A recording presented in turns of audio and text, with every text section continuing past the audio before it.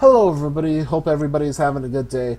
I'm Elementalist and today I'll be bringing you a review on PokoPang, the Pata Poko puzzle. What is PokoPang and who's it for? PokoPang is a single-player puzzle game in the Match 3 genre for mobile devices, and it's for people of all ages, young and old, but especially those that love puzzle games. Today I'll be giving you the good points, the bad points, and the overall thoughts of the game. Let's get right into the review.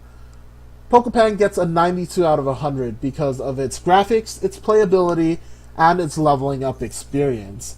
I didn't give it 100 out of 100 because of some shortcomings that fall within the technical issues of the game and some playability issues as you progress through the game. But let's rewind a bit and take a look at the core gameplay. As you can see here, the graphics are colorful, enticing, and it's very easily distinguishable, unlike other Match 3 puzzle games.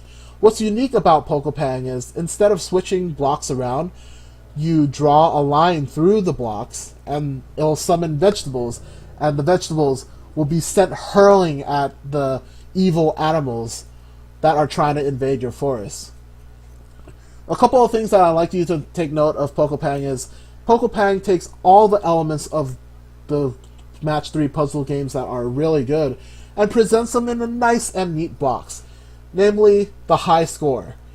The high score is what everybody's aiming to get. High score enables players to be competitive against themselves as well as other players that play the game. The next thing I'd like you to take notice is the type of puzzle game that PokoPang is. It is a timed puzzle, which means that players are forced to think on their feet while making the best decisions. And after each puzzle, players are rewarded with not only a high score, of which they work so hard to attain, but cherries, an in-game currency that enables players to unlock power-ups and items to get an even higher score. Now that we've looked at the core gameplay, let's look at the user interface. The user interface is great. It's very, very easily recognizable. The buttons are big, it's straightforward. Everything you ever need to know is on the user interface. How much currency you have, what level you are, how far you are from the next level, and how many lives you have left. So it's very straightforward, very, very easy. Another thing that you'll notice is the user interface is essentially a leaderboard. So if you have friends, your friends will also appear on the leaderboard. If you don't have friends that play the game, worry not. If you like to go at it solo like me, you'll also have a couple of animal friends for you to beat. Those are your goals, as you will. Now that I've talked about the graphical interface, let's take a look at the other thing that's really good about the game, and that is its leveling up experience. Leveling up in the game gives you a couple of perks. Let's get right into the first perk. You get a gem, which is a very rare form of currency in the game. It's interchangeable with cherries. It does a lot. The next thing that you notice is you get all your lives to max. That's a very nice thing about leveling up because it enables you to play a little bit longer. So it's really, really good. On this side, you'll notice that once you hit a threshold level, which is an achieving level, probably level 10, level 20, in this case level 3, you get cherries. Cherries enable you to do many other things with the game. As I've stated earlier, unlock power-ups, items, and all this other stuff. So now that we've looked at the goods of the game, namely the leveling up experience, the graphical interface, the user interface, let's look at the bad of the game. Right here is a picture that you would be familiar with forever. Just because when you start loading the game, this is the picture that you'll see.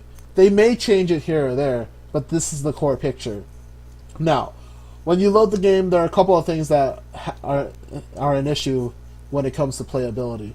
Number one, the game actually freezes sometimes when you load it, therefore rendering the game unplayable. This is just a minor annoyance. However, this really hampers the playability of the game because sometimes you have to restart a couple of times before you even get into the user interface. The second thing that really hampers playability is that it requires an internet connection at all times to be able to go to the user interface. Now, match 3 puzzle genre usually thrives on the fact that you don't need internet connection to have fun or to even play the game. However, the interface is designed for you to connect to a server in order for you to play a game. This shouldn't be much of an issue, but it could be an issue sometimes, because on those rare occasions where you don't have wireless or you don't have, a signal from your mobile carrier, you won't be able to play the game at all, and that really greatly reduces people playing the game, right? So in this aspect alone, technically speaking, it really hinders the playability of the game. The second thing that hinders the playability of the game is once you hit a level around level 30, you hit a plateau. Unlocks become frustratingly harder to get and way longer to achieve levels.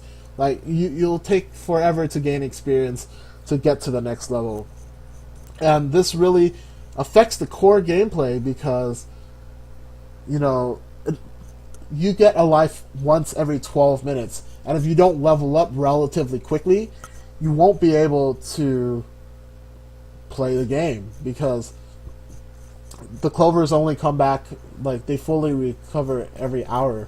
And for those who like to kind of grind probably like maybe 5, 10, 15 puzzles at a time, you'll greatly have to rely on your friends to send you these lives. That in and of itself makes the game a little less playable, because the less puzzles you get to play, the less fun it is. That's why it didn't earn a higher score out of 100. But those factors are just some of the mitigating factors of like the game itself. So it's not that big of an issue. The core gameplay is still really fun, really addicting. That's why it got such a high score. My overall thoughts on PokoPang is it's actually a very good game with a ton of things to do. Whether you're a player that likes to do a lot of mini quests, like the museums are mini quests, or a player that likes to keep track of the monsters that they've defeated or unlock power-ups. There are a whole bunch of power-ups that you unlock, a whole bunch of variations for you to get a high score. So it really gives the player control of how they play the game and their style of playing the game. Overall, this is a very solid game, so that's why it received a score of 92 out of 100. That's it for this review today. I hope y'all enjoyed it. The next time I'm probably going to review Diablo 3 Reaper of Souls. So until the next time, I hope you all keep being the positive beacon of awesomeness that you are, and I will see you later.